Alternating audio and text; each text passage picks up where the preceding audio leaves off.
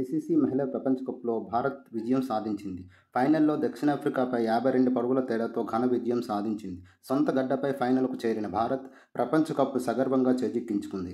ఆదివారం జరిగిన ఫైనల్ మ్యాచ్లో హర్మన్ ప్రీత్ కౌర్ సారథ్యంలో భారత్ 52 పరుగుల తేడాతో దక్షిణాఫ్రికాను ఓడించింది. షఫాలి వర్మ 87 పరుగుల 2 వికెట్లు తీసి అద్భుతమైన ఆటను ప్రదర్శించింది. తరువాతి స్థానంలో దీప్తి శర్మ 58 పరుగుల 5 వికెట్లతో ఆల్రౌండర్ షో చేసి భారత్ను విజేతగా చేసింది. షఫాలి స్పిన్ బౌలింగ్తో అదరగొట్టి విలువైన వికెట్లు తీసి ప్లేయర్ ఆఫ్ ది మ్యాచ్ను అందుకుంది. ముందుగా భారత్ నిర్ణీత ఓవర్లలో 7 వికెట్లకు గాను 298 రన్స్ చేయగా దక్షిణాఫ్రికా 45.3 ఓవర్లలో 246 పరుగులు కుప్పకూలింది.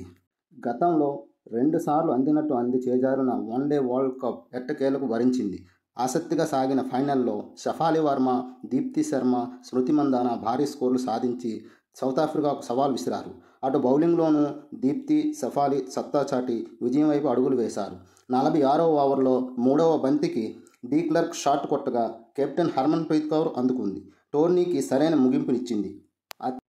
అత్యధిక వన్డే వరల్డ్ కప్లు సాధించిన దేశంగా భారత్ 4వ స్థానంలో నిలిచింది. విజేతగా నిలిచిన భారత్కు 39,80,00,000 ప్రైజ్ మనీ అందుకుంది. రన్నరప్గా నిలిచిన దక్షిణాఫ్రికా 19,90,00,000 ప్రైజ్ మనీ లభించింది. Captain Harman Preet Kaur, ICC chairman Jay Shah చేతుల మీదుగా ప్రపంచ కప్ను అందుకున్నారు. గ్రూప్ దశలో మిశ్రమ ఆటతో కంగారు పెట్టిన సెమీస్లో అసమాన రీతిలో ఆస్ట్రేలియాను ఓడించి ఫైనల్కు చేరింది.